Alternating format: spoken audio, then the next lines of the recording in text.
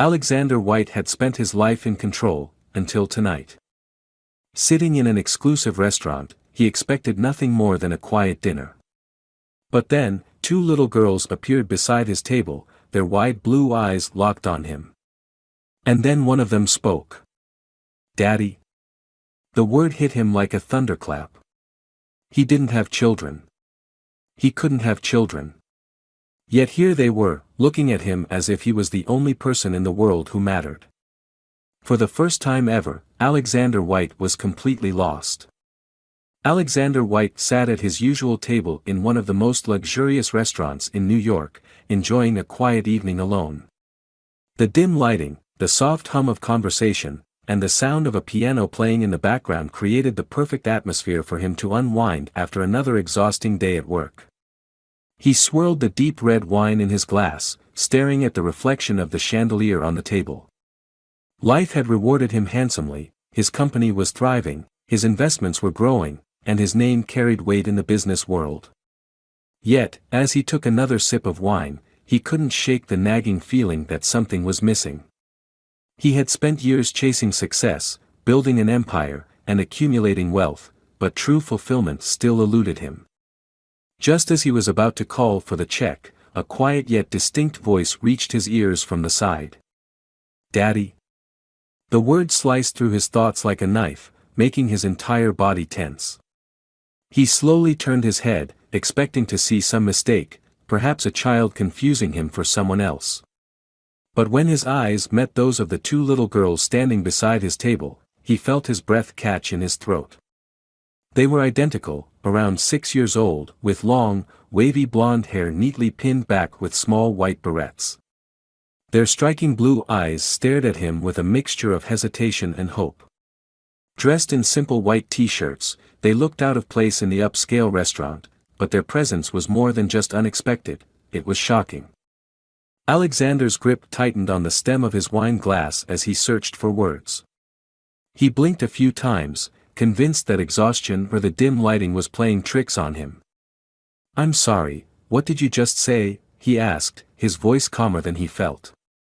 The bolder of the two, the one who had spoken first, took a tiny step closer. "You're our daddy," she repeated, her voice soft but unwavering. For the first time in years, Alexander felt truly lost. His mind raced, trying to grasp what was happening. He had no children. He had never been married. He had been careful in his past relationships, ensuring that nothing unexpected would come from them. This had to be a mistake. A woman, who appeared to be in her 50s, approached the table and gently placed a hand on each girl's shoulder. She looked at Alexander with an expression that was both apologetic and serious. "Mr. White, I'm sorry to interrupt your evening. My name is Linda. I'm the girl's nanny. I believe we need to talk." Alexander inhaled deeply, trying to steady himself. The room suddenly felt smaller, the once comforting dim lighting now pressing in on him. His mind refused to accept what was happening, yet his instincts told him that this was not a joke or a misunderstanding. These girls were here for a reason. He glanced at them again, really looking this time. The shape of their eyes, the curve of their jawlines, the golden blonde of their hair, it was impossible to ignore. His chest tightened, and an unfamiliar weight settled in his stomach. "Please," Linda said gently, "just hear me out." Alexander didn't move for a moment, his fingers still wrapped around his glass, but then he exhaled and set it down. With a nod, he gestured to the empty seats at his table. "All right," he said, his voice barely above a whisper. "Start talking." Alexander sat in stunned silence as Linda helped the two little girls into their seats. His heart pounded in his chest, but his expression remained carefully neutral, the years of corporate training allowing him to mask the turmoil inside. He folded his hands on the table, willing himself to stay calm even though every fiber of his being screamed that this was impossible. The girls, sitting across from him, seemed just as nervous as he was. One of them, the one who had spoken first, kept glancing at him with wide, expectant eyes, while the other shifted uncomfortably in her seat, gripping the edge of the table as if afraid he might disappear at any moment. Linda, the woman who had introduced herself as their nanny, cleared her throat softly before speaking. I know this must be overwhelming, Mr. White, but please don't dismiss it just yet. I promised their mother I would find you, and I need you to hear me out. At the mention of their mother, Alexander felt a strange pressure in his chest. He wasn't sure what he had been expecting, but somehow, hearing those words made the situation feel even more real. His mind was racing, flipping through the years, searching for any possibility that what they were saying could be true. I don't have children, he finally said, his voice steady but laced with uncertainty. I think there's been a mistake. Linda let out a quiet sigh, as if she had been expecting this reaction. Their mother's name was Catherine Brooks, she said carefully, watching his face. The name hit him like a physical blow. His breath caught, and for the first time since the girls appeared at his table, the world around him seemed to blur. Catherine. The only woman he had ever truly loved. The woman who had vanished from his life without an explanation 8 years ago. He had spent months trying to find her, but she had simply disappeared. He had convinced himself that she had moved on, that she had chosen a life without him. And now, sitting across from him, were 2 little girls with her eyes and his hair. He shook his head, struggling to process what he was hearing. No. That's not possible. If she had children, she would have told me. She would have. She didn't, Linda interrupted gently. She was scared, Alex. Hearing his name spoken so familiarly by a stranger only unsettled him further. He clenched his jaw, his hands curling into fists on the table. Scared of what? Linda hesitated for a moment, glancing at the girls before answering. Scared that telling you would change your life in a way you weren't ready for. She found out she was pregnant after you had already started your company, when everything was just taking off. She knew how ambitious you were, how hard you had worked to get where you were. She convinced herself that if she told you, you might feel obligated to stay, and she didn't want to hold you back. Alexander's stomach twisted painfully. The idea that Catherine had kept something this massive from him, that she had made such a life-altering decision on her own, filled him with a complicated mix of anger and grief. He wanted to demand why she hadn't given him a choice, why she had decided for him. But Catherine was gone now, and there were no answers to be found. What happened to her? He asked, his voice quieter than before. Linda's expression softened with sadness. She passed away 6 months ago. Cancer. The word sent a sharp pain through his chest. He looked at the girls, who had been silent this whole time, their small hands resting on the edge of the table. They had lost their mother, and now they were here, looking at him as if hoping he could fill the emptiness she had left behind. His mind screamed that this was too much, too sudden, too unreal. But deep inside, something told him that it wasn't a mistake. He saw it in their eyes. In the way they looked at him, as if he was the only thing in the world that mattered right now. One of the girls, the quieter one, finally spoke, her voice barely above a whisper. Are you mad at us? The innocence in her question shattered something inside him. He exhaled slowly, shaking his head. No, he said, the word leaving his lips before he had time to think. I'm not mad. The bolder twin, the one who had spoken first, straightened slightly in her seat, as if relieved by his answer. Mommy told us about you, she said. She said you were smart and really busy and that you worked a lot. But she said you were nice, too. Alexander felt an ache deep in his chest. He had been a ghost in their lives, a name their mother spoke of but someone they had never known. And now, here they were, sitting in front of him, expecting something from him, something he wasn't sure he knew how to give. Linda placed a comforting hand on the back of one of the girls' chairs before speaking again. They don't expect you to know what to do right away, Mr. White. But they needed to find you. And now that they have, the only question is, what happens next? Alexander let out a slow breath. His world had just changed in an instant, and for the first time in his life, he had no idea what came next. Alexander sat there in silence, staring at the two little girls across the table, his mind spinning with the weight of everything Linda had just told him. The revelation felt like a tidal wave crashing over him, pulling him under before he even had a chance to catch his breath. Catherine was gone. She had been gone for 6 months, and he hadn't known. She had been sick, possibly suffering for years, and he hadn't been there. And now, sitting in front of him, were the daughters he never knew existed, looking at him with cautious hope, as if afraid he might reject them. The reality of it all was suffocating. Linda, sitting beside the twins, remained quiet for a moment, giving him time to process. Alexander clenched his jaw, his fingers tightening around the edge of the table. He wanted to be rational, to analyze the situation like he would a business deal, to ask for proof and demand explanations. But the logical part of his mind was at war with the overwhelming emotions he was trying so hard to suppress. When he finally spoke, his voice was lower, rougher than before. How do I even know this is true? He hated the way the question sounded, but he couldn't just accept something this monumental without being sure. Did Catherine ever try to contact me? Did she ever leave any, he hesitated, his throat tightening, any message? Anything? Linda nodded, as if she had been expecting the question. She wanted to. But every time she thought about reaching out, she convinced herself that it was too late. She told me that she didn't want to disrupt your life, that you were doing exactly what you had always dreamed of. By the time she realized she had made a mistake, she was already sick, and she didn't want your first experience with your daughters to be tied to her illness. Her words hit Alexander like a punch to the gut.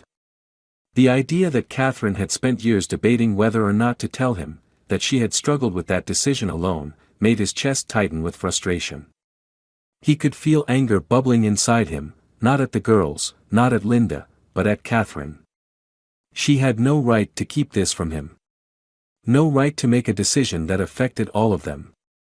Before he could respond, one of the girls, Sophia, he thought, though he wasn't sure yet which was which, spoke again.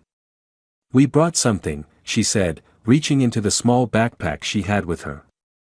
Her tiny hands trembled slightly as she pulled out a faded envelope and carefully slid it across the table toward him. "Mommy wrote this before she went to heaven." Alexander's heart pounded as he stared at the envelope in front of him. His name was written on the front in Catherine's familiar handwriting, slightly shaky but unmistakable. His hands felt heavy as he reached for it, carefully picking it up, as if it might crumble under his touch. He turned it over, his fingers lingering on the seal before finally breaking it open.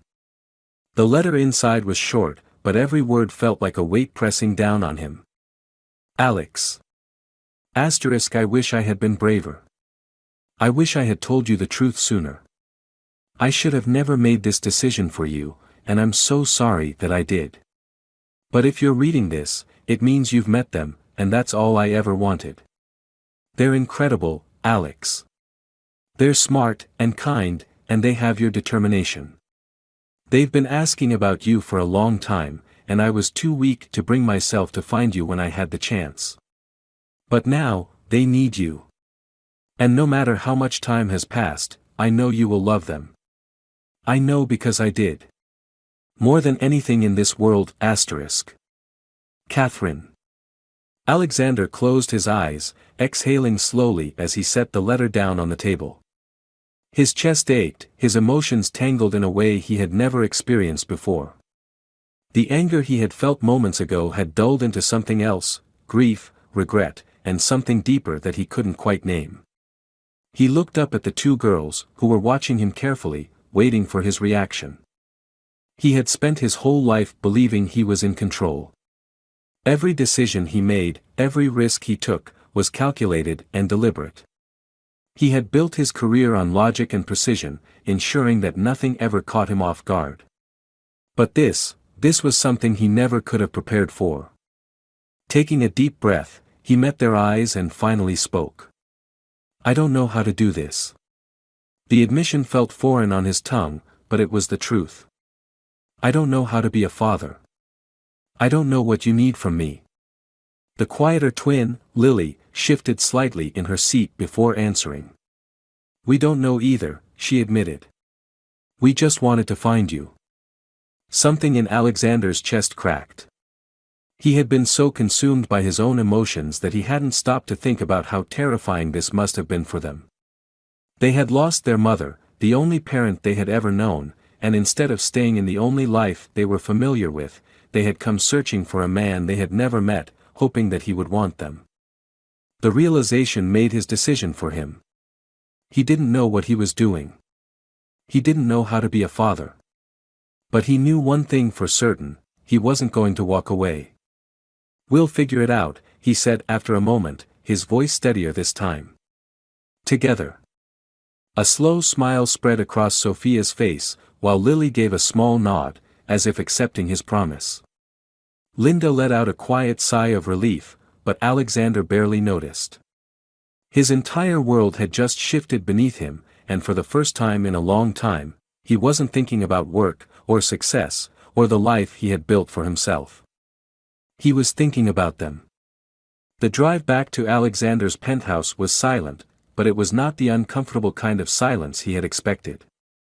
The girls sat quietly in the back seat, their small hands resting in their laps, occasionally stealing glances at him through the rearview mirror. Linda sat beside them, her expression calm but observant, as if she were gauging his reaction to everything that had just unfolded. Alexander kept his focus on the road, gripping the steering wheel a little tighter than necessary, his mind racing with thoughts he wasn't ready to process. The weight of the evening pressed down on him, and yet, underneath the overwhelming uncertainty, there was something else, something unfamiliar. When they arrived at his building, the doorman greeted him with his usual polite nod, but his eyes lingered on the two small girls trailing behind him. Alexander wasn't used to people looking at him with curiosity. He was always in control, always composed. But tonight, he felt exposed, as if the world could see right through him and into the chaos unraveling in his mind. Inside the penthouse, the girls hesitated at the entrance, their gazes flickering around the massive space before them. The high ceilings, the sleek modern furniture, the floor-to-ceiling windows overlooking the city, it was a place built for a man who lived alone, not for two little girls who had just lost their mother. He realized, with a strange pang of guilt, that there was nothing here for them. No toys, no books, no sign that a child had ever stepped foot in this space before. Lily shifted uncomfortably, her fingers lightly brushing against her sister's arm as if seeking reassurance. Sophia, the bolder of the two, looked up at him. "This is your house." Alexander exhaled, running a hand through his hair. "Yeah," he said, his voice quieter than usual. "It's home." The word felt strange now. For years, this place had been his sanctuary, his escape from the world. But tonight, it felt cold, like an empty shell. Linda, sensing the tension, placed a hand on the back of one of the chairs and smiled gently. "It's very nice, Mr. White." A bit minimalistic, but nice. He knew what she meant. There were no personal touches, no warmth. Just expensive furniture and art pieces chosen more for their aesthetic value than anything else. It was the kind of home that looked perfect in magazines but didn't feel lived in. Sophia took a few hesitant steps inside, her small fingers trailing across the edge of the polished marble table. "It's really big," she said. "Like a castle." Lily finally let go of her hesitation and walked further in, her eyes scanning the space as if trying to decide whether or not she belonged here. Alexander wasn't sure what he was supposed to do. He had agreed to take them in, but now that they were actually standing in his home, reality was sinking in. He had no idea how to take care of children. Linda must have sensed his internal panic because she stepped forward and gave him a reassuring smile. "I can stay with them tonight, if that's all right with you. Just until they settle in." He nodded, relieved. "That would probably be best." Sophia looked up at him again. "Where do we sleep?" That was another thing he hadn't thought about. His penthouse had 2 guest rooms, both of which were designed for occasional visitors, not for two little girls who had just lost everything they knew. He led them down the hallway, opening the door to one of the rooms. It was immaculate, with neutral-colored walls and a large bed that looked untouched. There were no stuffed animals, no posters, no warmth. Just a place to sleep. Lily hesitated at the doorway, hugging herself. "It's really quiet here," she murmured. Alexander felt something tighten in his chest. He wasn't sure why those words affected him the way they did, but they did. He had lived in silence for so long, never questioning it. But now, for the first time, it felt deafening. "If you need anything," he said, clearing his throat, "I'll be in my room." Sophia gave him a small nod, but Lily hesitated, looking at him with those same bright blue eyes that were too familiar. "Are you going to leave too?" The question caught him off guard. He stared at her, unsure how to answer. He realized then that this wasn't just about tonight. These girls had already lost their mother. They had taken a risk coming here, hoping that the father they had never met would want them. And now, standing in front of him, Lily wasn't just asking if he was leaving the room, she was asking if he was going to leave them. He crouched down so that he was at eye level with her, something instinctive pushing him to make sure she understood. "I'm not going anywhere," he said, his voice firm but gentle. "You're not alone." Lily studied him for a long moment, as if trying to decide whether or not she could trust his words. Then, without warning, she wrapped her small arms around his neck in a quick but tight hug before pulling away just as fast. Alexander sat frozen, caught completely off guard by the sudden contact. He wasn't sure what to do with the warmth that spread through his chest. Sophia smiled softly. "Good night, Daddy." The word hit him like a lightning bolt. It was the first time one of them had said it without hesitation. He wasn't sure he deserved it yet, but as he stood up and turned off the light, he found himself saying something he never thought he would. "Good night, girls." And for the first time in years, the silence in his home didn't feel so empty. Alexander barely slept that night. He lay in bed staring at the ceiling, his mind refusing to quiet down. The events of the evening played over and over in his head, from the moment the girls had walked up to him in the restaurant to the last thing Sophia had said before he turned off the light. "Good night, Daddy." He wasn't sure why that word unsettled him so much. Maybe it was because he hadn't done anything to earn it yet. Maybe it was because it forced him to confront something he had never truly thought about, what it actually meant to be a father. He had built his life on control, on calculated decisions and precise planning. He had never made a move without considering every possible outcome. But there was nothing about this that he had planned for. There was no roadmap, no strategy that could prepare him for two little girls who had just lost their mother and were now looking at him to be something he had no idea how to be. The quiet of the penthouse felt heavier than usual, no longer a peaceful retreat but rather an unfamiliar space that no longer belonged to just him. He turned onto his side, exhaling slowly, but just as he was about to close his eyes, he heard it, a faint sound coming from down the hall. Sitting up, he listened more carefully. It was quiet at first, almost hesitant, but then he recognized it. Soft crying. He ran a hand over his face before pushing back the blankets and getting out of bed. His footsteps were nearly silent as he walked down the hallway, pausing at the door to the guest room. The door was slightly ajar, and when he peeked inside, his chest tightened. Lily was sitting up in bed, hugging a pillow tightly to her chest, her shoulders trembling with quiet sobs. The dim glow from the hallway light illuminated her small figure, making her look even smaller than she already was. Sophia was asleep beside her, curled up under the blankets, unaware of her sister's distress. Alexander hesitated. He wasn't used to dealing with emotions, not his own and certainly not someone else's. But something inside him told him to step forward instead of walking away. He knocked lightly on the doorframe, keeping his voice soft. "Lily?" She stiffened at the sound of his voice, quickly wiping at her eyes with the sleeve of her oversized t-shirt. "I'm fine," she said, though her voice wavered. Alexander sighed and stepped inside, lowering himself to sit on the edge of the bed. "You don't have to be fine," he said after a moment. "It's okay to be sad." She didn't respond right away. Instead, she clutched the pillow tighter, her small fingers digging into the fabric. "I miss Mommy," she finally whispered. His throat tightened. He had no idea what it was like to lose a parent at such a young age. His own parents had never been particularly warm, more focused on shaping him into the man they expected him to be than on offering comfort or affection. But he knew loss in other ways. He knew what it was like to wake up one day and realize that something you had taken for granted was gone forever. He took a slow breath. "She loved you a lot." Lily nodded, sniffling. "She used to sing to us when we couldn't sleep. She always made us feel safe." Her voice broke on the last word, and another tear slipped down her cheek before she could stop it.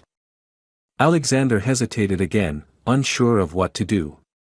But then, before he could overthink it, he did something that surprised even himself. He reached out and gently wiped the tear from her cheek with his thumb. It was an awkward, uncertain gesture, but Lily didn't pull away. Instead, she looked up at him with those wide blue eyes that were so much like his own. "Are we going to have to leave?" she asked suddenly. The question caught him off guard. He frowned. "Leave?" She bit her lip, her gaze dropping to the pillow in her lap. "People always leave," she said quietly. "Mommy used to say we'd always be together, but then she got sick and," she trailed off, squeezing her eyes shut for a moment before continuing. "I know we can't go back to our old house. But what if you don't want us here?" Alexander felt something in his chest twist painfully. He had been so focused on his own uncertainties that he hadn't even considered what this must feel like for them. They had already lost their mother. The only family they had left was a man they had never met before tonight. Of course they were afraid. His next words came without hesitation. "You're not going anywhere." Lily lifted her head again, searching his face for any sign that he was just saying what she wanted to hear. "I mean it," he said, his voice firmer now. "You're staying here. This is your home now." Her lower lip trembled, and for a brief moment, he thought she might cry again. But then, to his surprise, she nodded and leaned forward slightly, resting her forehead against his arm in a silent gesture of trust. It lasted only a few seconds before she pulled away again, but something about it made Alexander feel like he had just been given something precious, something fragile and important. He cleared his throat, trying to shake the unfamiliar emotions settling in his chest. "Do you want me to stay until you fall asleep?" Lily hesitated, then gave a small nod. So he stayed. He wasn't sure how long he sat there, watching as her breathing eventually evened out, her grip on the pillow loosening as she finally drifted off to sleep. When he was sure she was settled, he carefully stood up, glancing at both girls one last time before quietly leaving the room. As he walked back to his own bedroom, he realized something that both unsettled and comforted him at the same time. He wasn't just responsible for them now. He wanted to be. Alexander woke up earlier than usual the next morning. The sun had barely started to rise, casting a soft, golden light over the city skyline through his bedroom windows. He sat up slowly, rubbing a hand over his face, his mind still foggy from a night of restless sleep. The events of the previous evening felt surreal, but as soon as he stepped out of his room and glanced down the hall toward the guest room, reality hit him again. They were still here. He hadn't dreamed it. The two little girls sleeping in the guest room were real. They were his daughters. And his life was no longer just his own.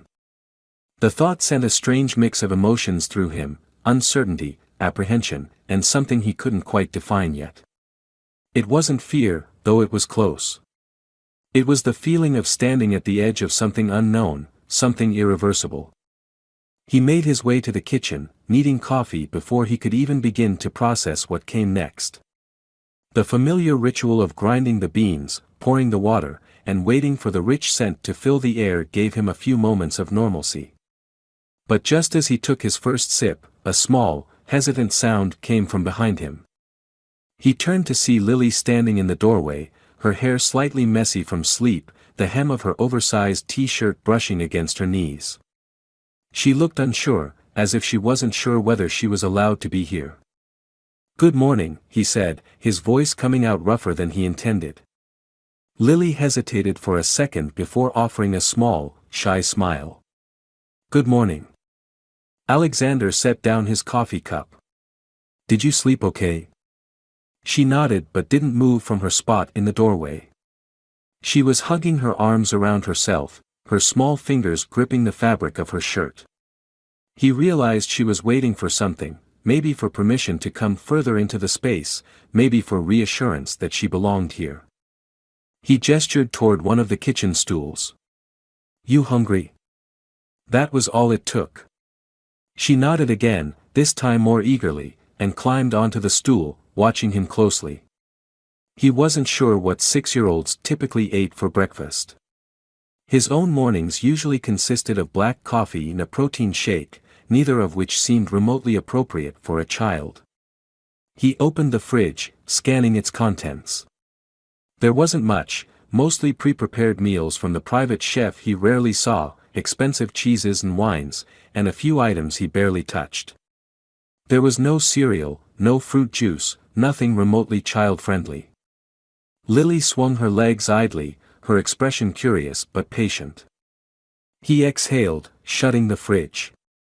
"All right," he said, thinking fast. "How do you feel about pancakes?" Lily's face lit up with surprise. "You can make pancakes?" Alexander hesitated, realizing his mistake. "I can figure it out," he said, more to himself than to her. She giggled softly, a sound so small and unexpected that it caught him off guard. He wasn't used to the sound of children's laughter in his home. He wasn't used to any of this.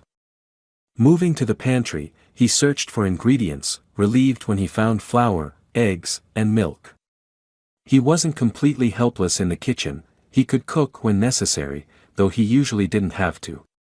But as he started mixing the batter, he could feel Lily's eyes on him, watching his every move as if he were doing something extraordinary. "You look serious," she said after a moment. He glanced at her, raising an eyebrow. "Serious?" She nodded. "Like you're making an important business deal." The unexpected observation made him pause. He realized that he was approaching this task with the same focused determination he applied to everything in his life. As if making pancakes was a problem to be solved, a skill to be mastered. He huffed a quiet laugh, shaking his head. "Maybe I am," he said. "If I mess this up, I'll lose my credibility." Lily giggled again, covering her mouth with her hands. The sound did something to him, something unfamiliar but not unwelcome. A few minutes later, when the first pancake landed on the plate, slightly uneven but still recognizable, Lily leaned forward eagerly. "That looks good." Alexander slid the plate in front of her and handed her a fork. Moment of truth. She cut off a small piece and took a bite, chewing thoughtfully. He waited, watching for her reaction as if he were waiting for a boardroom verdict. Finally, she swallowed and grinned. "It's really good."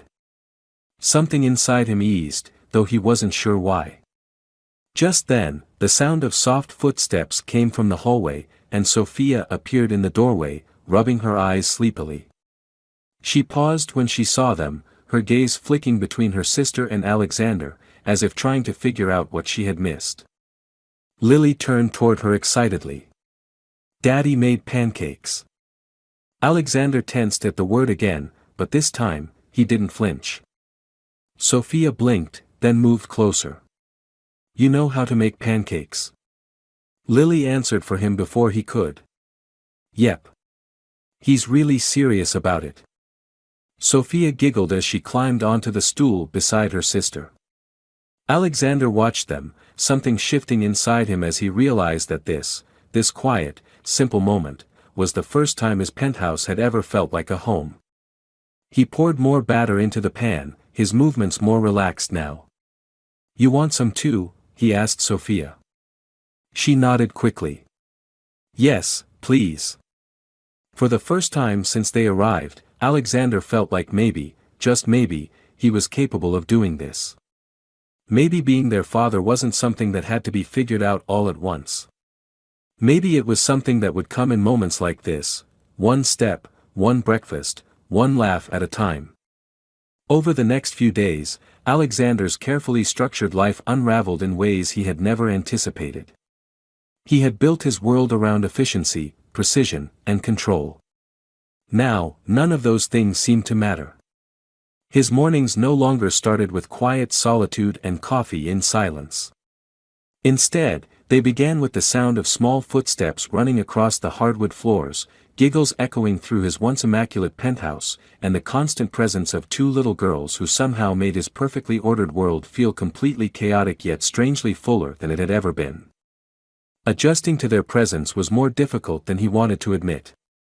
He was used to schedules, meetings, and predictable routines. But children, especially 6-year-old twins who had just lost their mother, didn't follow schedules. They didn't fit neatly into his world. They asked endless questions, interrupted his phone calls, left their toys scattered across his pristine living room, and filled the space with an energy he hadn't realized was missing. The hardest part wasn't the noise or the interruptions. It was the responsibility. Every time he looked at them, he was reminded that he wasn't just temporarily watching over them. They were his. His daughters. They depended on him now. And the weight of that realization was heavier than anything he had ever carried before.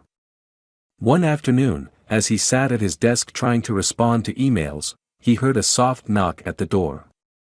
He looked up to see Sophia peeking her head inside, her expression hesitant but curious. "Can I come in?" she asked. Alexander glanced at his screen, then back at her. He had a dozen things to do, calls to return, problems at the company that needed his attention. But something about the way she stood there, waiting for his approval, made all of those things feel suddenly insignificant. "Yeah," he said, setting his laptop aside. "Come in." Sophia stepped inside, her fingers fidgeting with the hem of her shirt. She looked around his office, taking in the dark wood furniture, the floor-to-ceiling bookshelves, and the massive windows overlooking the city. Her eyes landed on a framed photo sitting on the desk. It was the only personal item in the entire space, a picture of Alexander from years ago, standing beside a younger version of himself and his father. "Is that your dad?" she asked, pointing at the photo. Alexander hesitated before nodding. "Yeah. That was a long time ago." Sophia tilted her head, studying the image. "Was he nice?" The question caught him off guard. He hadn't thought about his father in a long time, at least not in a way that felt personal. His father had been strict, disciplined, always pushing him toward success. Love, in his household, had been conditional, something earned, not freely given. "He was tough," Alexander finally said. "He wanted me to be successful. He wanted me to be prepared for the world." Sophia frowned slightly. "Did he ever play with you?" Alexander almost laughed at the thought. "No. He wasn't the kind of dad who played games or told bedtime stories. He taught me how to work hard, how to be responsible, how to win." Sophia didn't say anything for a moment, just traced the edge of the desk with her fingers. Then she looked up at him with those same blue eyes that had been haunting him since the moment he met them. "Are you going to be like that with us?" Alexander felt something tighten in his chest. He didn't know how to answer that. He had spent his whole life following the example his father had set. But now, looking at Sophia, he realized he didn't want to be that kind of father. "No," he said, his voice quieter now. "I don't think I will." Sophia seemed satisfied with that answer. She nodded and then, as if she hadn't just asked him a question that had shaken him to his core, she changed the subject. "Can we do something fun today?" Alexander blinked. Fun. She nodded eagerly. Yeah. Like, go somewhere. We've been in the apartment a lot. Mommy used to take us to the park, and sometimes we'd go get ice cream. Can we do that? Alexander hesitated. He wasn't used to making decisions like this. His plans usually revolved around business meetings, not afternoon outings with two 6-year-olds.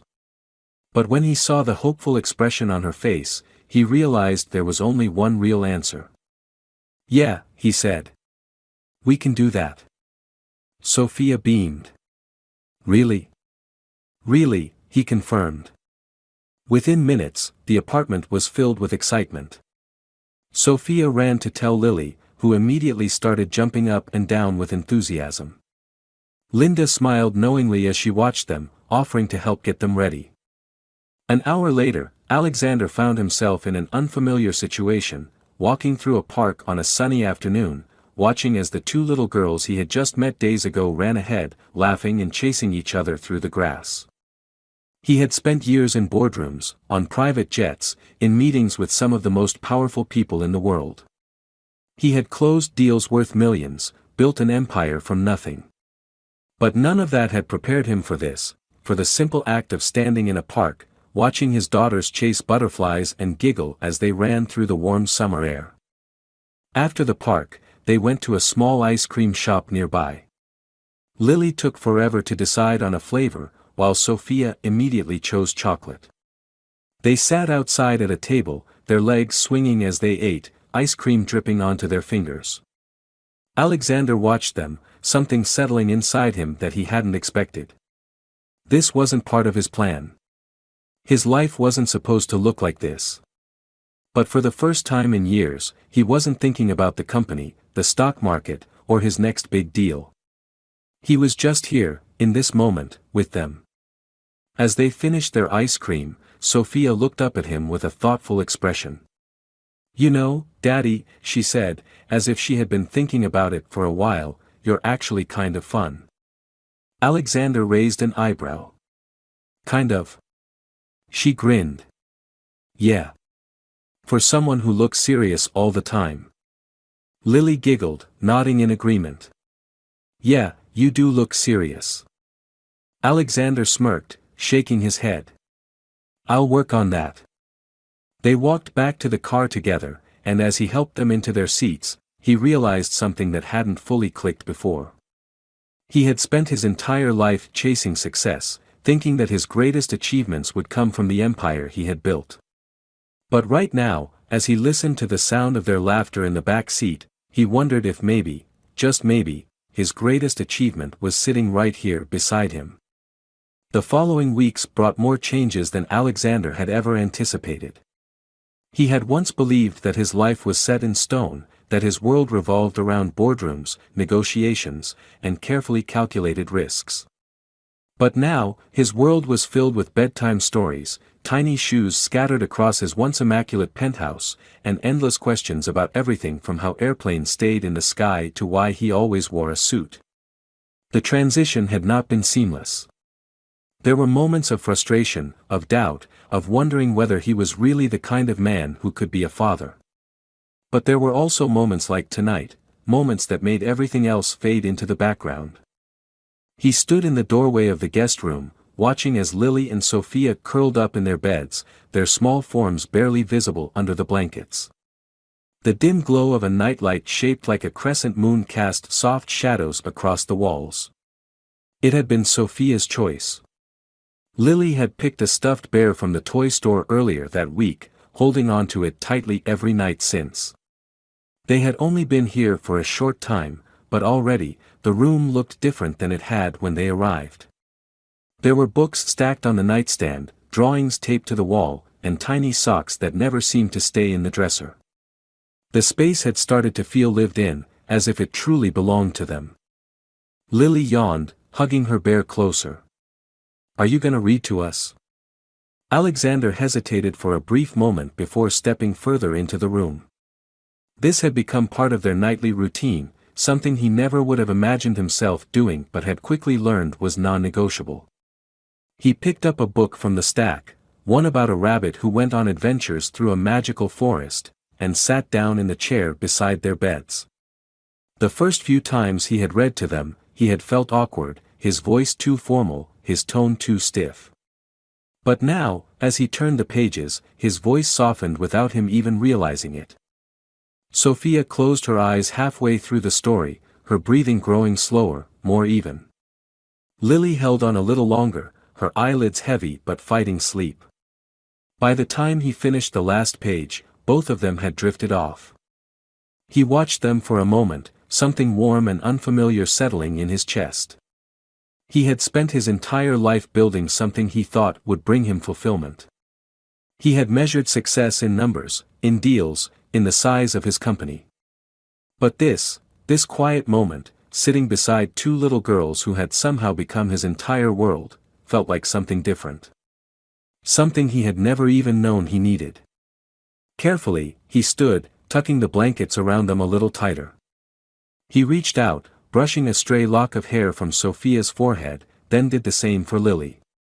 He hadn't planned on this life. He hadn't expected to become a father overnight. But now, standing here, he knew one thing with absolute certainty. He wouldn't change it for anything. As he turned off the light and stepped out of the room, a soft voice stopped him. "Daddy?" He turned back to see Lily half awake, her voice drowsy. "Yeah." A small smile tugged at her lips. "We love you." Alexander felt something tighten in his chest. He didn't know how to respond at first. The words felt too big, too important, and for a moment, he wondered if he deserved them. But then, as he looked at her sleepy face, he realized there was only one answer. "I love you too." And as he closed the door behind him, he knew that for the first time in his life, he truly meant it. This story is about transformation, about how life can change in an instant and lead us down a path we never expected. Alexander White starts as a man who believes he has everything, success, wealth, and control over his world. But when two little girls step into his life, everything he thought he knew begins to unravel. What makes this journey so powerful is not just the shock of discovering he has daughters, but the slow, sometimes awkward, and deeply emotional process of learning what it means to love them. He doesn't become the perfect father overnight. He struggles, he hesitates, and he questions himself every step of the way. But that's what makes it real. Fatherhood isn't about knowing all the answers, it's about showing up, trying, and choosing to stay even when it feels impossible. The final moments of the story show a man who has not only accepted his role as a father but has embraced it fully. The weight of his past, his fears, and his self-doubt fade away in the presence of something far greater, the unconditional love of two little girls who see him not as the powerful CEO the world knows, but simply as their dad. It's a reminder that success isn't measured in money or status, but in the connections we make, the people we choose, and the love we allow ourselves to give. Alexander's story isn't just about finding his daughters, it's about finding himself. And in the end, that's what truly makes it a happy ending. The classroom was silent as Miss Wilson's sharp voice cut through the air, her words hanging like a heavy weight. "Do you think your skin color excuses you from trying harder?" All eyes turned to Amelia, who stood frozen at the front of the room. For a moment, the quiet stretched unbearably thin, until Amelia, trembling but determined, looked her teacher in the eye and said the words that would change everything: "It's not my fault that my skin is a different color." It was a typical Wednesday morning at Lincoln High School. The halls were filled with the chatter of students and the faint squeak of sneakers on polished floors. In room 204, Miss Patricia Wilson stood at the front of her history classroom, her arms crossed as she scanned the room. She was a strict teacher, known for her no-nonsense attitude and sharp tongue. Students respected her, but many feared her judgment, especially when she called them out for what she perceived as lack of effort. Among the students that day was Amelia Carter, a quiet black girl who sat near the middle of the room. Amelia was an intelligent and thoughtful student, but she often kept to herself, avoiding attention whenever possible. She loved history, but Miss Wilson's class was always tense for her. She felt the weight of being judged more harshly than some of her classmates and often second-guessed her answers, fearing ridicule. Miss Wilson was teaching a lesson on the civil rights movement, flipping through slides of historical images on the projector. The topic fascinated Amelia, but she couldn't help feeling uneasy. As Miss Wilson clicked to the next slide, she paused, turned to the class, and asked a question. Who can tell me the significance of the 1963 March on Washington? The room fell silent. Amelia knew the answer but hesitated to speak up. She hated being in the spotlight. Miss Wilson's sharp eyes scanned the room before landing on her. Amelia, she said, her tone leaving no room for argument. Why don't you come up to the board and share your answer with the class? Amelia hesitated, feeling the stares of her classmates. Slowly, she stood, clutching her notebook tightly, and walked to the front of the room. Her voice trembled slightly as she began to speak. The March on Washington was important because it brought attention to the fight for civil rights and racial equality. It's where Martin Luther King Jr. gave his "I Have a Dream" speech, she said, her voice growing steadier with each word. Miss Wilson stood with her arms crossed, listening but not offering any encouragement. When Amelia finished, the teacher raised an eyebrow, her expression cold. That's correct, she said, her voice sharp. But don't you think you should have included more detail? It's not enough to just give surface-level answers. You need to work harder to stand out. Amelia blinked, unsure how to respond.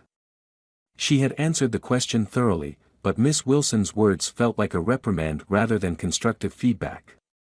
Honestly, Miss Wilson continued, her voice laced with condescension, it seems like you're not putting in enough effort. Or do you think the color of your skin excuses you from trying harder? The classroom fell silent. The weight of her words hung in the air like a thunderclap.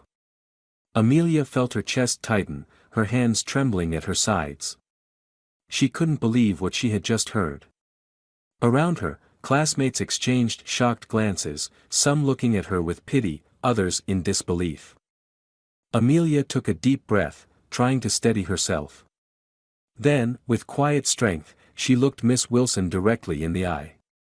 It's not my fault that my skin is a different color, she said, her voice firm and steady despite the lump in her throat. The room remained deathly quiet. Some students gasped softly, while others stared wide-eyed at the exchange. Miss Wilson's face turned pale, and for a moment, she seemed unsure how to respond. Then, regaining her composure, she pointed sharply toward the door. Get out of my classroom, she snapped. Amelia didn't argue. She gathered her things, holding her head high, and walked out of the room, her heart pounding in her chest. As she stepped into the hallway, she felt tears stinging her eyes, but she refused to let them fall. She wouldn't let Miss Wilson see how much those words had hurt. Amelia walked down the empty hallway, her heart pounding with a mixture of anger and humiliation. She clenched her fists tightly around her notebook, replaying Miss Wilson's words in her mind. The sting of being singled out in front of her classmates was unbearable, but it wasn't the first time she had felt this way. She had learned over the years to stay quiet, to avoid confrontation, but this time, she couldn't ignore it. Her quiet words, spoken in defense of herself, had been met with punishment. It didn't feel fair, it felt wrong. As she turned the corner, her head down, she nearly ran into someone. Looking up, she saw Mr. Daniel Harrison, the school's principal. He was a tall, light-skinned man with kind eyes and a calm demeanor that instantly made most students feel at ease. But at this moment, Amelia couldn't even manage a polite, "Sorry." "Amelia?" Mr. Harrison said, his voice filled with concern as he noticed her tear-filled eyes. "What's going on? Why aren't you in class?" For a moment, Amelia hesitated. She wasn't sure if she should say anything. What if speaking up only made things worse? But the weight of what had just happened was too much to bear in silence. Miss Wilson sent me out of class," she said quietly, her voice barely above a whisper. Mr. Harrison frowned. "Sent you out? Why? Amelia hesitated again, but then the words spilled out. She told him everything, how Miss Wilson had called her to the board, how she had tried her best to answer, and then, finally, how the teacher had humiliated her in front of the class. As she spoke, Mr. Harrison's expression darkened. His calm eyes grew sharper, and his posture straightened as he listened intently. She said I wasn't trying hard enough, and then she said maybe it was because of my skin color, Amelia finished, her voice trembling with frustration. And when I told her it wasn't my fault, she told me to leave. The hallway was quiet for a moment. Mr. Harrison didn't immediately respond, but Amelia could see the tension in his jaw, the way his hands clenched slightly at his sides. Finally, he exhaled and placed a gentle hand on her shoulder. "Thank you for telling me," he said. "You did the right thing by standing up for yourself. Now, it's my turn to address this." Before Amelia could say anything else, Mr. Harrison turned and began walking briskly toward Miss Wilson's classroom. Amelia stayed behind, her heart still racing. She didn't know what would happen next, but she trusted Mr. Harrison to handle it. He had always been one of the few adults at school who seemed to genuinely care about the students. Back in the classroom, the atmosphere was tense. The students whispered among themselves, still shaken by what had happened. Miss Wilson, however, continued the lesson as though nothing had occurred, her tone clipped and businesslike. The door suddenly opened, and all eyes turned to see Mr. Harrison step inside. His presence immediately silenced the murmurs, and even Miss Wilson froze mid-sentence. The principal's expression was calm but firm, and the room seemed to shift under the weight of his authority. "Miss Wilson," Mr. Harrison said, his voice steady but with an unmistakable edge. "May I have a word with you in the hallway?" Miss Wilson blinked, her face betraying a flicker of uncertainty. "Of course," she said, attempting to keep her tone composed. She set down the marker she had been holding and followed him out, closing the door behind her. The students sat in silence, their curiosity and nervousness palpable. Everyone wondered what would happen next, but one thing was clear, this wasn't going to be swept under the rug. Amelia's voice had been heard, and now, something was about to change. Miss Wilson stepped into the hallway with Mr. Harrison, the door clicking shut behind her. The tension between them was immediate, the air thick with unspoken accusations. She tried to maintain her professional demeanor, though her nerves were clear in the way she adjusted her blouse and avoided his eyes. "Mr. Harrison," she began, her tone clipped. "If this is about Amelia, I can explain. She was disruptive and disrespectful in class. I simply—" Mr. Harrison raised a hand, cutting her off mid-sentence.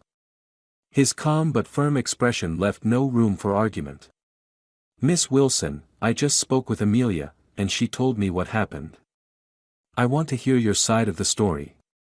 Miss Wilson hesitated, her eyes narrowing slightly. "As I said, she was disruptive. I called her to the board to answer a question, and when she responded, I gave her constructive feedback. Instead of accepting it, she spoke out of turn.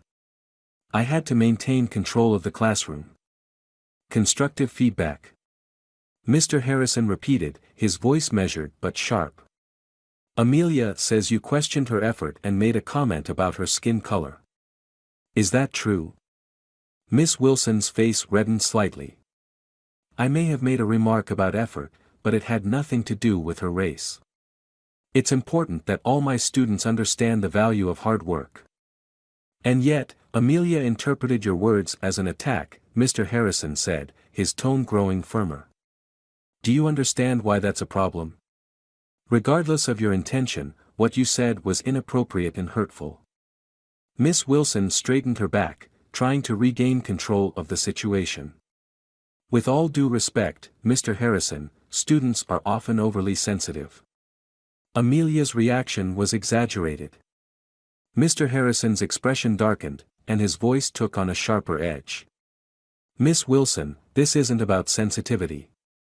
This is about ensuring that every student in this school feels respected and supported.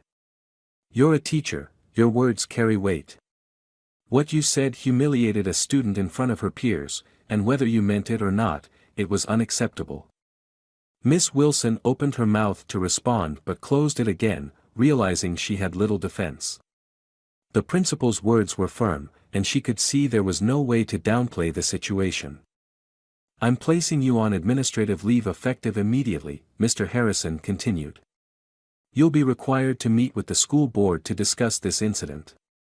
We take issues of bias and discrimination very seriously at this school, and your actions today have consequences." Miss Wilson's eyes widened in disbelief. "Administrative leave? Surely that's not necessary." "It is necessary," Mr. Harrison interrupted. "This school is a place where every student should feel safe and valued. Your actions undermine that, and I will not tolerate it." Without another word, he turned and opened the door to the classroom. Miss Wilson stood frozen for a moment before following him back inside, her face pale and her lips pressed into a thin line. The students looked up as the door opened, the tension in the room palpable. Mr. Harrison stepped to the front of the class, his calm authority silencing the whispers. "Class, I apologize for the disruption," he said. "Miss Wilson will be leaving for the day. You'll have a substitute for the remainder of the lesson." Gasps rippled through the room. Miss Wilson, her face stiff with embarrassment, gathered her things without saying a word. As she walked out, some students exchanged looks of shock, while others nodded in silent approval. After she left, Mr. Harrison turned back to the class. "I want to make something clear. This school is a place of respect. If any of you ever feel that you've been treated unfairly, I want you to know that my door is always open." He glanced at Amelia's empty desk and added, "And remember, standing up for yourself is never wrong." The class remained quiet as he left, his words lingering in the air. For the first time that day, the students felt a sense of justice, and they knew this was not the end of the story but the beginning of a much-needed change. Amelia sat on a bench in the school courtyard, clutching her notebook tightly to her chest. Her mind raced with emotions, anger, humiliation, confusion. She had stood up for herself, but it hadn't felt like a victory. Being sent out of the classroom had left her feeling small, as though her words had no power at all. She was startled out of her thoughts when she saw Mr. Harrison approaching. He walked briskly, but his expression softened as he reached her. Amelia straightened up, unsure of what to expect. "Amelia," he said gently, taking a seat on the bench beside her. "I've spoken with Miss Wilson." Amelia tensed, bracing herself for what might come next. Was he here to reprimand her? To tell her she should have stayed quiet? "I want you to know," Mr. Harrison continued, "that I take what happened very seriously. No student should ever feel disrespected or singled out in my school." Amelia blinked, caught off guard by his tone. What's going to happen?" she asked hesitantly. "Miss Wilson has been placed on administrative leave," Mr. Harrison said. "She will not be returning to your classroom, at least not for the foreseeable future. The school board will review the incident to determine further action." Amelia felt a wave of relief wash over her, but it was quickly followed by doubt. "Does that mean she'll just come back? Like nothing happened?" Mr. Harrison shook his head. "No. The board will ensure she faces the appropriate consequences. But more importantly, we're taking steps to make sure incidents like this don't happen again. Teachers will undergo additional training on cultural sensitivity and equity." Amelia let those words sink in, unsure of how to feel. Part of her wanted to be happy, to feel vindicated, but another part of her still felt the weight of the moment. She wasn't used to speaking up for herself, and the vulnerability of it all still lingered. "Amelia," Mr. Harrison said, leaning forward slightly, "what you did today took courage. I know it wasn't easy, but you stood up for yourself in a way that many people wouldn't. That's something to be proud of." Amelia's eyes stung with tears, but she refused to let them fall. Instead, she nodded, her voice barely above a whisper. "Thank you. I mean it, he said firmly. Your voice matters. And what happened today is a reminder to all of us, myself included, that we have a responsibility to listen and to act. They sat in silence for a moment, the weight of the day hanging between them. Finally, Mr. Harrison stood. Take your time, Amelia. When you're ready, you can head back to class. And if you ever need to talk, my door is always open. As he walked away, Amelia felt a small spark of something she hadn't felt in a long time, hope. She had spoken up, and someone had listened. It didn't erase the hurt, but it was a start. By the time she returned to the classroom later that day, a substitute teacher had already taken over. Her classmates looked at her with a mixture of curiosity and respect. A few even whispered words of encouragement as she walked to her seat. For the first time, Amelia realized that her voice had made an impact, not just for herself, but for everyone in the room. And though the day had been hard, she knew she wouldn't let it silence her. This was just the beginning. The next morning, Amelia walked into school feeling a mixture of anxiety and determination. The events of the previous day still weighed heavily on her mind, but she also felt a strange sense of empowerment. For the first time, she had spoken up for herself, and the world hadn't collapsed around her. In fact, things were changing because of it. As she entered the hallway, a few classmates greeted her with quiet nods and small smiles. Amelia wasn't used to being noticed, and the attention made her feel self-conscious, but it also reassured her that she hadn't been alone. People had seen what happened, and some of them clearly respected her for standing up to Miss Wilson. When she arrived at her locker, her best friend Maya was already waiting. Maya, a bubbly and outspoken girl with curly hair and a big smile, had been Amelia's rock since they were little kids. She immediately pulled Amelia into a hug. You're a legend, Maya said, grinning. Do you know how many people were talking about you last night? Everyone saying you were so brave. Amelia blushed, fumbling with her locker combination.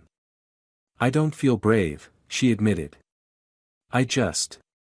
I couldn't stay quiet anymore. And that's exactly why it was brave, Maya said. Not everyone would have done what you did. A lot of people would have just taken it and stayed quiet. Amelia smiled faintly, though doubt still lingered in her mind. I just hope it actually changes something. It already has, Maya said confidently. You got Miss Wilson kicked out of the classroom. That's huge. Before Amelia could respond, the bell rang, and they headed to their first class. The substitute teacher, Ms. Thomas, greeted everyone warmly as they entered. Ms. Thomas was a young, energetic teacher who had a reputation for being fair and supportive. Amelia felt a sense of relief as she sat down. The room already felt different, lighter, less oppressive.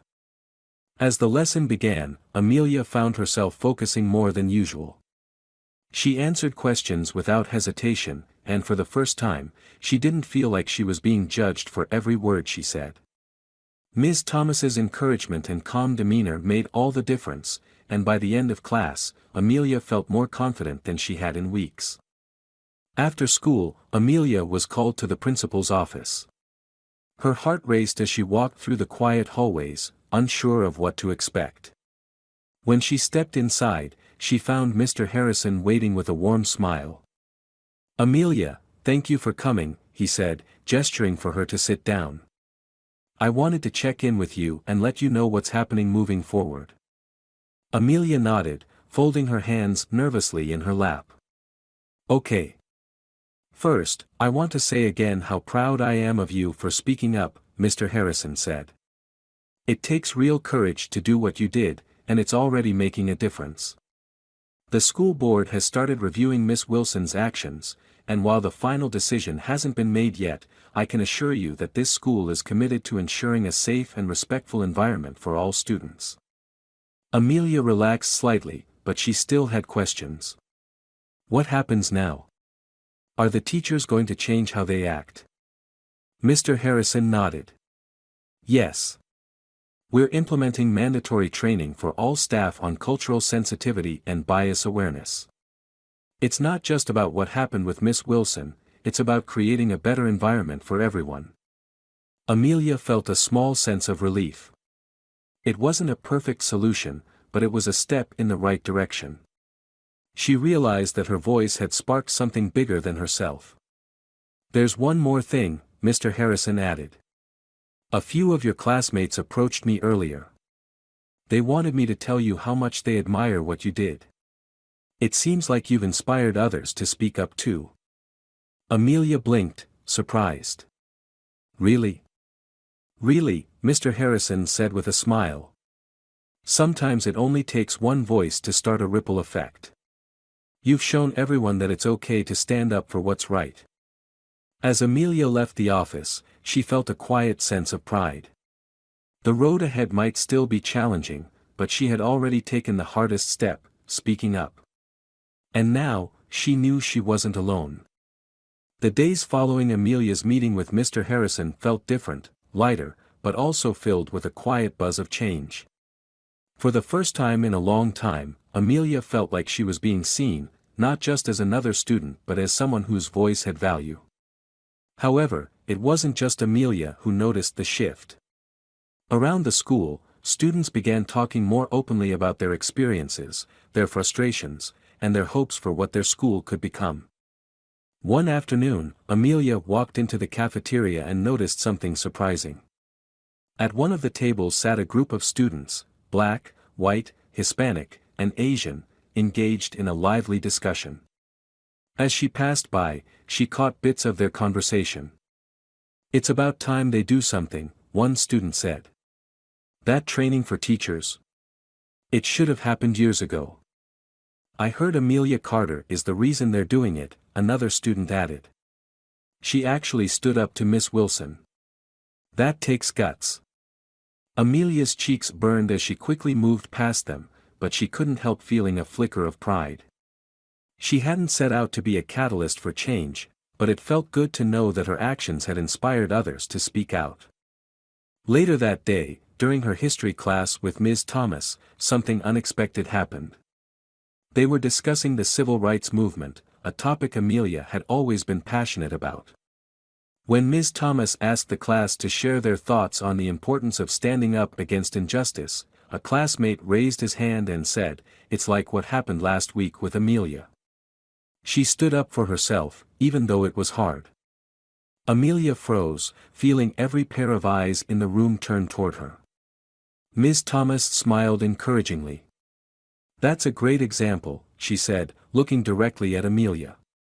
"Amelia, would you like to share your perspective? You don't have to, but I think your classmates could learn a lot from you." For a moment, Amelia hesitated. Speaking up in front of the class still felt daunting, but she remembered what Mr. Harrison had said, "Your voice matters." Taking a deep breath, she nodded. "I guess. I just got tired of staying quiet," she began, her voice steady despite the butterflies in her stomach. "What Miss Wilson said hurt, and I didn't know if saying something would make a difference, but I couldn't let her words go unanswered. It wasn't easy, but I'm glad I spoke up." The class was silent for a moment, then a few students nodded, murmuring words of agreement. One girl in the back said, "Thanks for sharing that, Amelia. It makes me feel like maybe I could speak up too." Ms. Thomas beamed. "And that's exactly why these conversations are so important.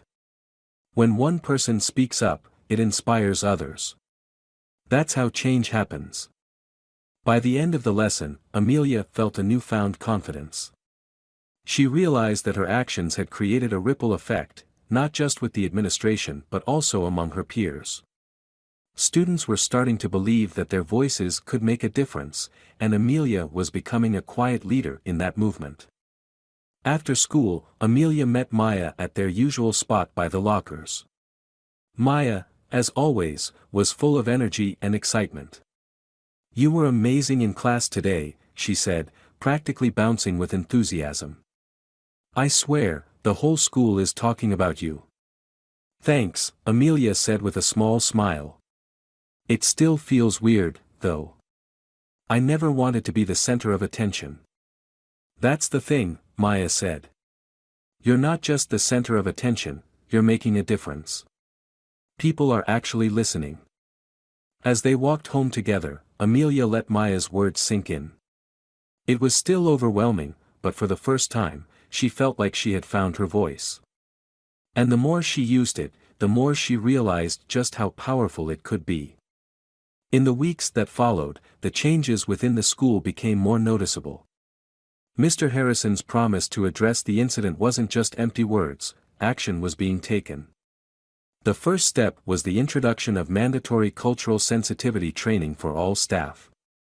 Flyers were posted around the school, and teachers were encouraged to attend open discussions about bias, respect, and creating a safe environment for all students.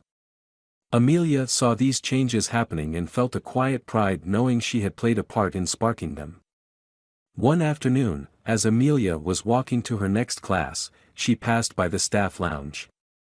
Through the slightly open door, she caught a glimpse of teachers sitting in a circle, listening to a guest speaker talk about the importance of understanding different cultural perspectives. Miss Wilson wasn't there, of course, she was still on administrative leave, but seeing the other teachers engaged in the discussion gave Amelia a sense of hope. During lunch that day, Amelia and Maya sat together at their usual table. A group of students joined them, some familiar faces, others she didn't know well. One of the boys, Carlos, leaned forward and said, "Hey, Amelia, I just wanted to say thanks for what you did. I had Miss Wilson last year, and, well, let's just say I know how you felt." Amelia looked at him, surprised. "Really?" Carlos nodded.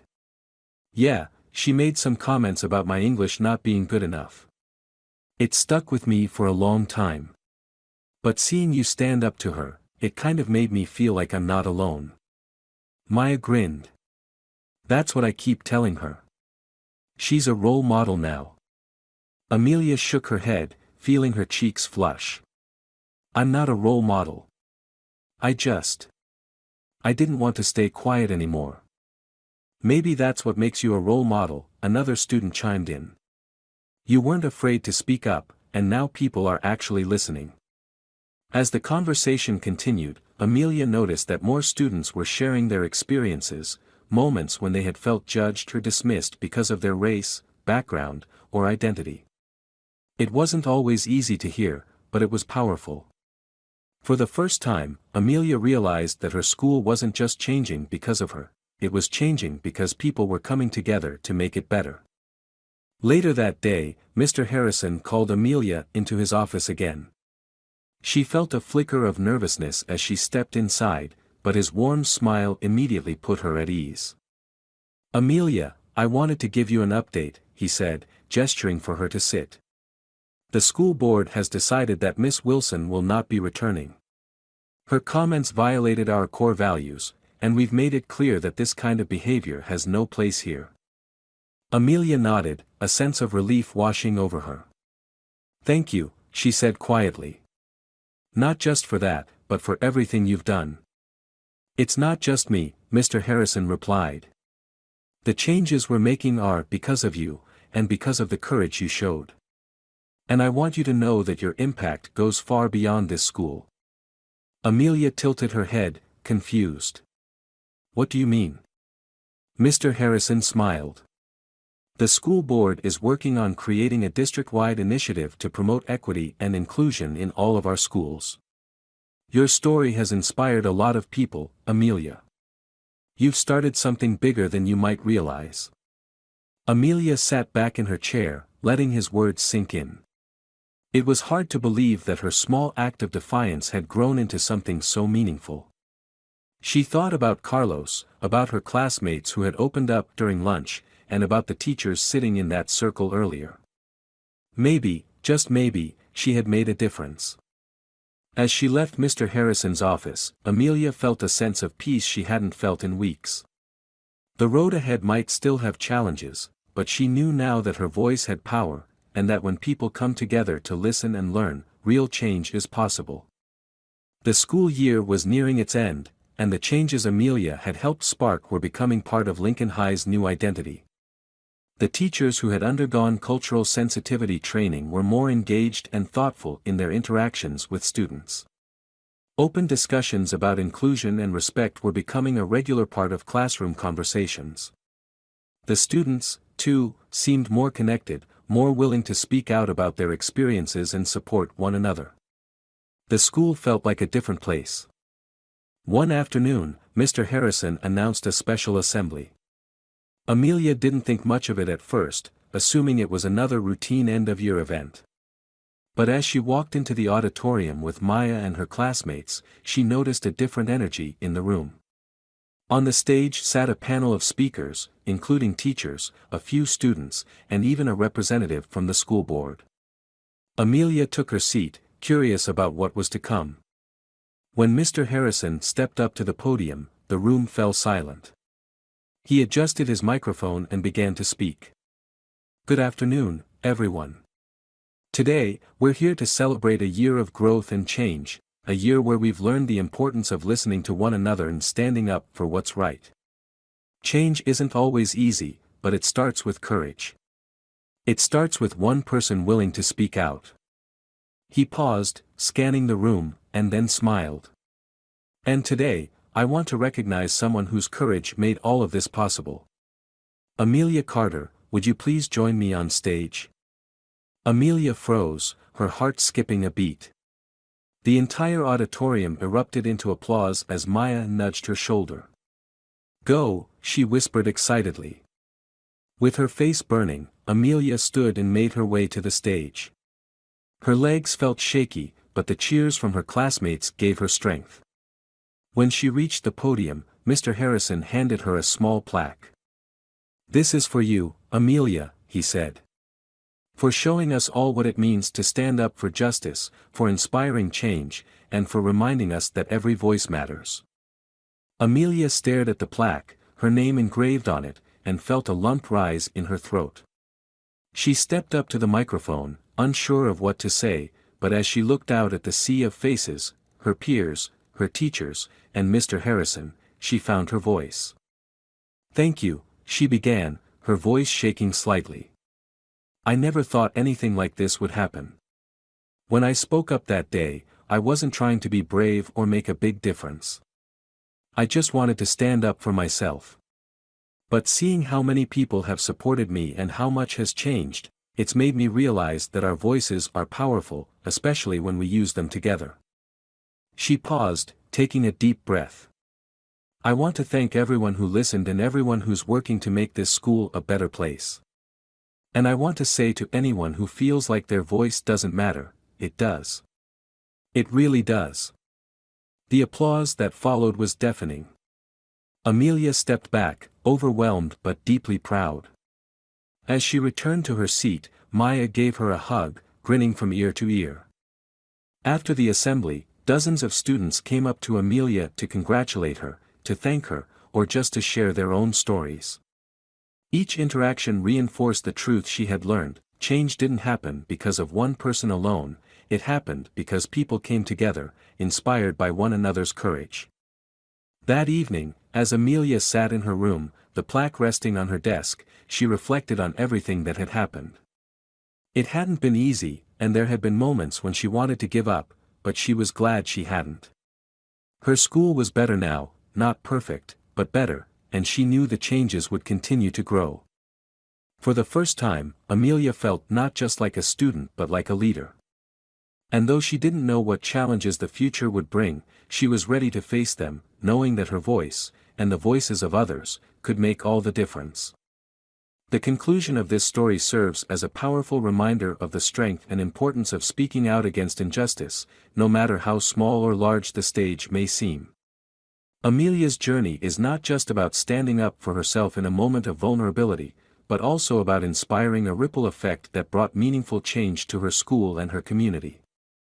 It's a testament to the fact that even one voice, when spoken with courage and authenticity, can ignite a transformation in others. What makes the ending so impactful is its realism.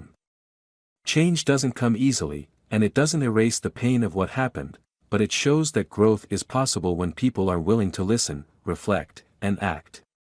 The story acknowledges the imperfections of the system while highlighting the steps that can be taken to make things better. Amelia's leadership, born out of necessity, is a reminder that true courage often emerges in moments when we feel the most vulnerable.